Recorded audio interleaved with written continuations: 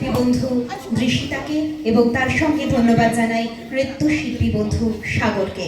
তাদের আমন্ত্রণে, তাদের ডাকে সাড়া দিয়ে আজ আমি আমার কথাবিতান গ্রুপকে নিয়ে হাজির হয়েছি এই মঞ্চে কিছু শরতের কবিতা আপনাদের সঙ্গে ভাগ করে নেব বলে।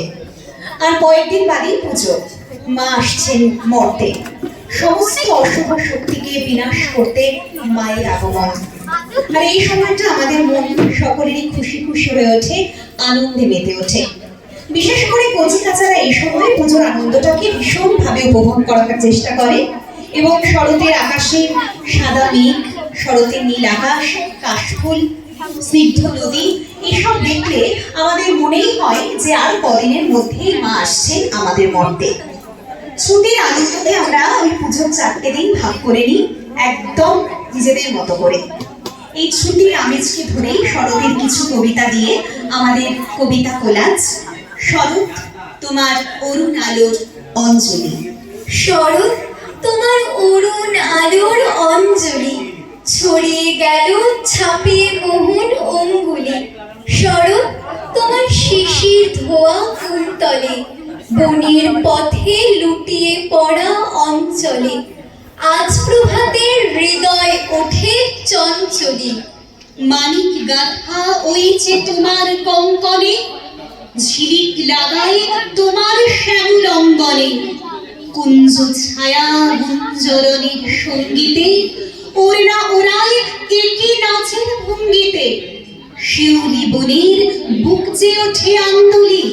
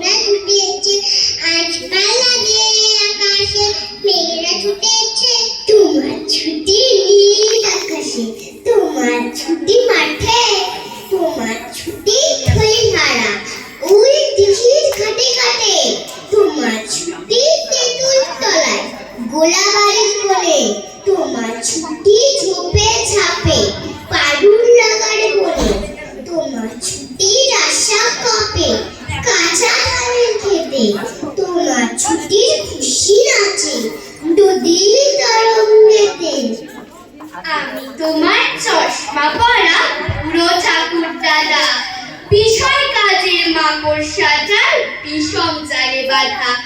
আমার ছুটি সেজে বেড়ায় তোমার ছুটির সাজে, তোমার কণ্ঠে আমার ছুটি মধুর বাঁশি বাজে।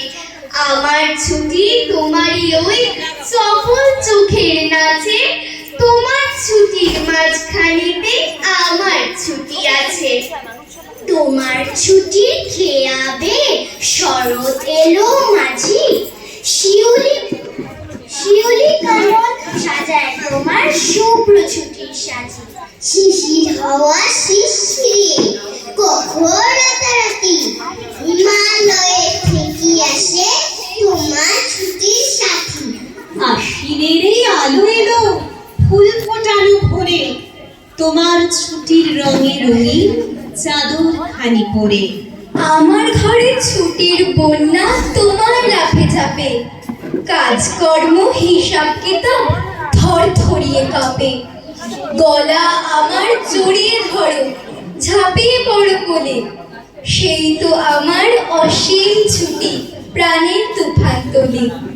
তোমার ছুটি কে যে জোগায় জানি নে তার ঋণ, আমার ছুটি জোগাও তুমি ওইখানে মর্জি। কাছে এলো হুজুর ছুটি, রোদ্দুরে লেগেছে চাপা ফুলের রং, হাওয়া উঠছে শিশিরে শিরশিরিয়ে, শিউলির গন্ধ এসে লাগে। যেন কার ঠান্ডা হাতের কোমল সেবা। আকাশের কোণে কোণে সাদা মেঘের আলস্য, দেখে মন লাগে না কাজে। মাস্টারমশাই পড়িয়ে চলে পাথুরে কয়লার আদিম কথা।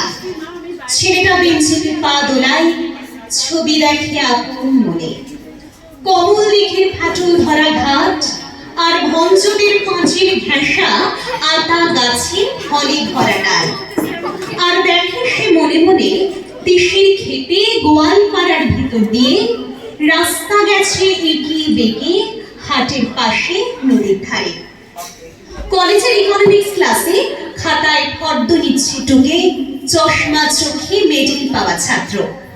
হালের লেখা কোন উপন্যাস কিনতে হবে, ধারে মিলবে কোন দোকানে। মনে রেখো বাড়ির শাড়ি, সোনায় জড়ানো শাঁখা, দিল্লির কাজ করা লাল মখমলের চটি, আর চাই রেশমে বাঁধাই করা অ্যান্টিক কাগজে ছাপা কবিতার বই। এখনো তার নাম মনে পড়ছে না। ভবানীপুরের তেতালা বাড়িতে আলাপ চলছে সরু মোটা গলায়। এবার আবু পাহাড় না মাদুরা, না ডালহৌসি কিংবা পুরী, না সেই চিরকেলে চেনা লোকের দার্জিলিং।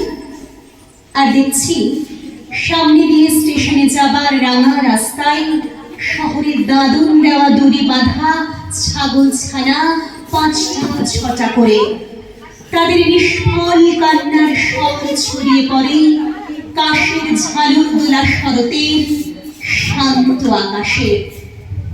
কেমন করে বুঝেছে তারা এলো তাদের পূজার ছুটির দিন। নমস্কার।